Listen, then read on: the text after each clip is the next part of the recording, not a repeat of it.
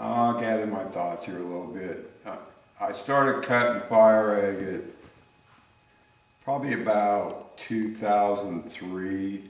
I met a guy locally that bought diamond burrs from me and stuff, and he was into fire agate, and then I found out there was a lot of potential fire agate in this part of New Mexico.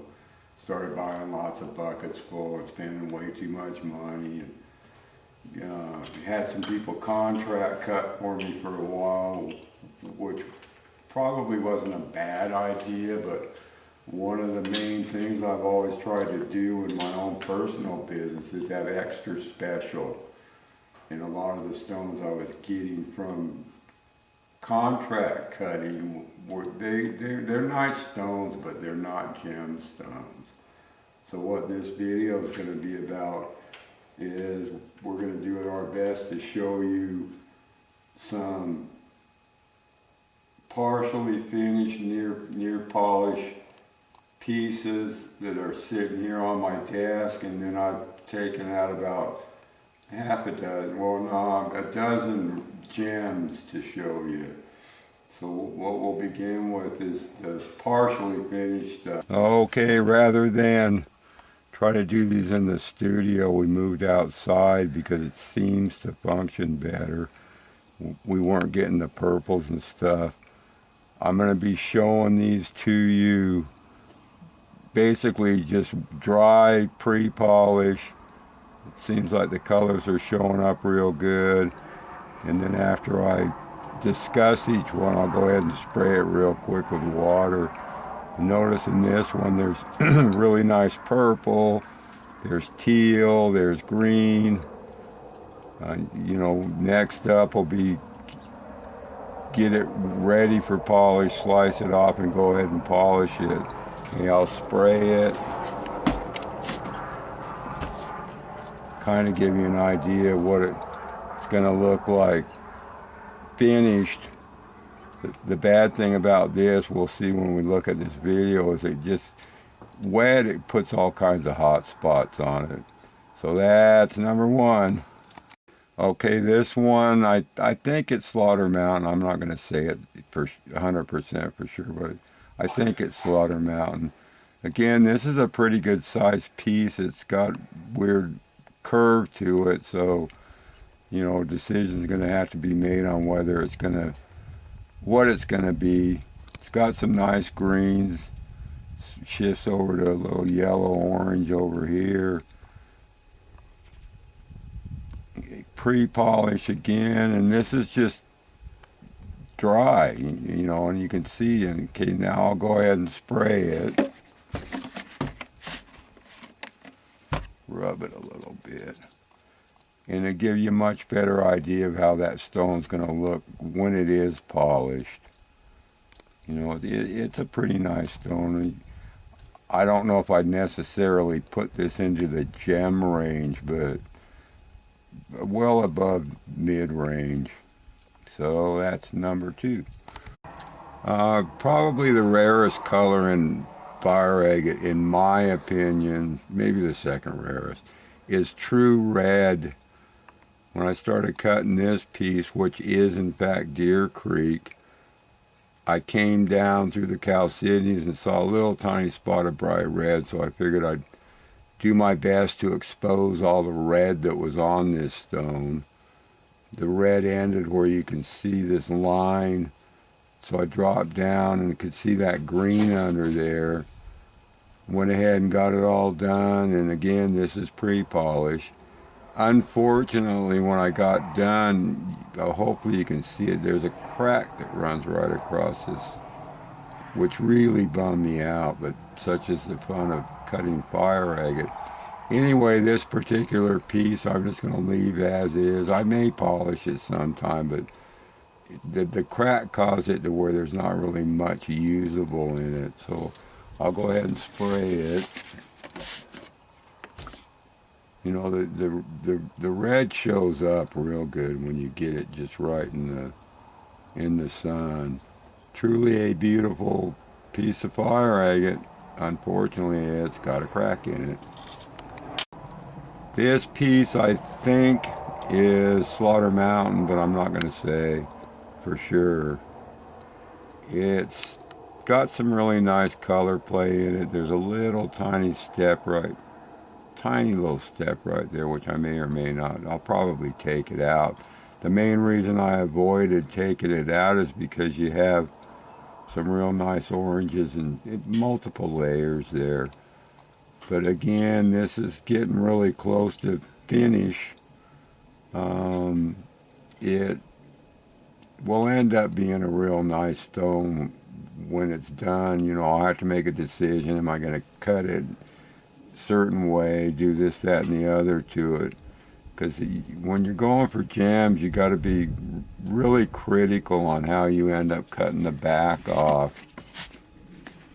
You know, that'll give you an idea.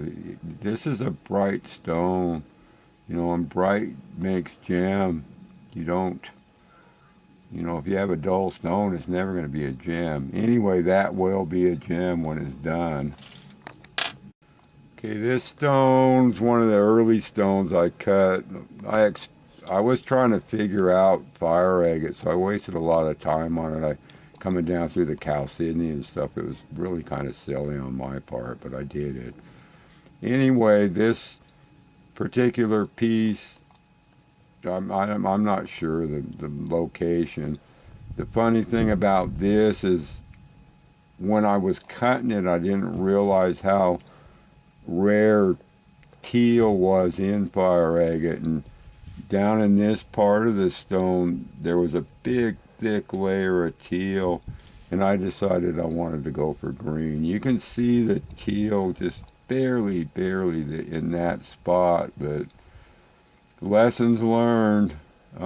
This ended up being on the cover of our catalog that we used to send out when we had the diamond tool business. Again, I sprayed it real quick. Hopefully we won't get too many hot spots on these as we're going along, but really nice representation of large bubbles and then tiny bubbles, which me and my friend always called soda pop bubbles, both in the same stone. Okay, this one I think it's Slaughter Mountain. I just told Greg I wasn't going to identify stones, but this one's really kind of unique. It's got really nice deep purple, and I'm not seeing it. Might not show up. There's a little tiny line of teal, goes to a really unusual yellow or orange on that side. And again, it's the nice large bubble pattern, and then it drops into tiny bubbles. I need to work on this stone a little bit more up in this area. I'm trying to decide if I want to try to expose those bubbles a little bit more before I polish it. But this, to me, this is a gem.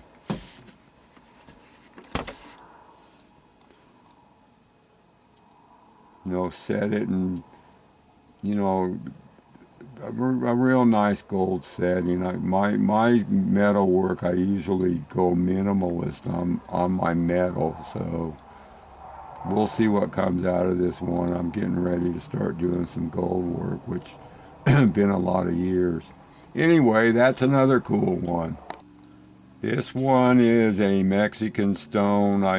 I got quite a few Mexican stones, and if they're windowed, they're usually messed up. I'm not really sure. This thing may have been windowed.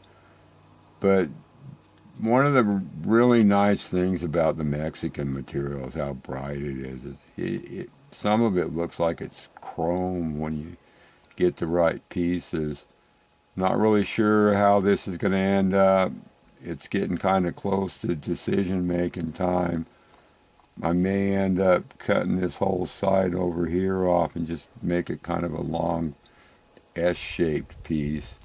Again, really bright, really pretty. You know, now that I sprayed the water on it, it gives you an idea of how bright this material can and is. And again, it's, you know, I've thinned it out a lot. You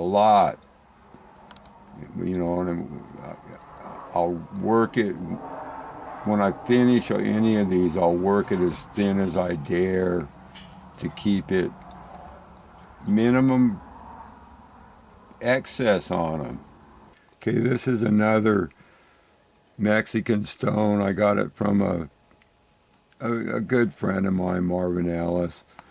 He had a bunch of stones that he kind of messed with, and most of them he kind of screwed up. This is a piece, the neatest thing about this particular piece of Mexican material was it's got pastels in it. I don't know if you can really see them in this or not. You know, lavenders and various layers. You know, I need to dive back in on this one, and it looks to me like I'm only going to get this stone over here, but if I don't work on it a little bit more, I might be fooling myself. You know, but for sure the stone over on this part of the end of this particular piece, it's a gem in my opinion. Again, depending on how you orient it when you finally finish it, it's really a beautiful stone. You know, I'm proud to own it and proud that I got to play with it. Okay, this piece, again, I think it's Slaughter Mountain. I had a friend that came out from Florida quite a few years ago, and he needed something to do, so I set him up to start cobbing down to color if color existed. I told him that, you know, as you're working on the stones, you hit color stop, which fortunately he did on this one. He exposed a little tiny spot of green right here, so then I started chasing the color in the stone. This one's got nice purples in it. It's got some layers showing through on this other side. Because of the makeup of this stone, I'm going to end up drawing it just for a pendant, just put a hole in it and probably hang it that way, possibly that way. But to be able to have people appreciate the purples and stuff in it, it has to be a pendant. It's going to be a real wonderful stone. I've had this stone cut to this point for probably 6 years. It's just been sitting around. Anyway, that's another little treasure stone. Again, a piece of Mexican. Another cool thing about the Mexican materials, it'll stack on itself. You can, as I twist this, you can see multiple layers cut through. You know, typically you don't really want to cut through too many layers, but with the Mexican material, you can pretty much depend on it having some thick layers. If it's, you know, I'm not sure where in Mexico these stones come from, but they, oops, sorry about that. They have real nice thick layers, which a lot of Slaughter Mountain's the same way. Anyway, this particular stone I'm still working on, but it gives you an idea of what you can start out with, and then you have to make decisions. That water helps show, you know, how bright this piece of stone really is. Fun to play with. Okay, again, Mexican material, I'm pretty sure. This stone was almost destroyed because I buy a lot of stone that people give up on, or, you know, I buy big lots of stone and there'll be pieces in there that they'd worked on. Anyway, this one's going to be what I call a dragon eye stone. I've had a couple and they always sell, because if you look at it this way, it looks like there's a dragon eye there. The shape of the stone, the dot up on the center. The bad thing right now is there's a little tiny step right there, and I keep trying to get it out, but so far, you know, I'm just afraid I'm going to lose that real bright center eye piece.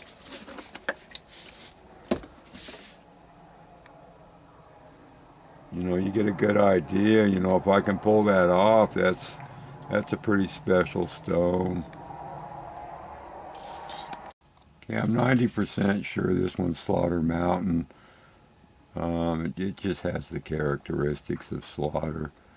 It's really bright. You know, the green in this is intense, and then down in here you can see where it's gone through layers. Again, I study these things as I'm cutting them, and I'll check that end out some more and see if maybe I can pop an eye or two out of it. But beautiful stone, has a lot of potential. You know, once I'm pleased with what the gem looks like, then you make your decisions on how you're going to finish the back. Or this one may end up being a pendant. I don't know. You know, it's those decisions come later. Again, a really nice stone.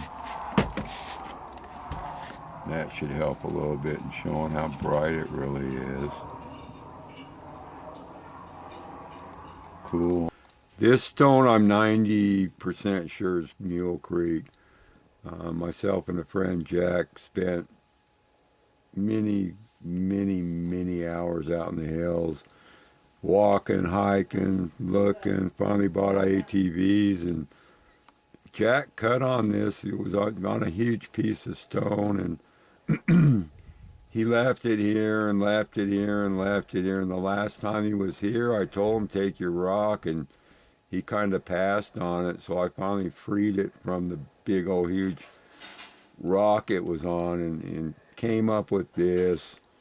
You know, it's really pretty impressive. I mean, if this is from Mule Creek, hopefully sometime in the future, Greg and I will find a source, because it's really got a lot of color in it and a lot of color change. Give you an idea of how nice it is. This one's ready to polish. I just need to polish it and stick it in a tray and hopefully sell it. Anywho, that's about it on the pre-polishers.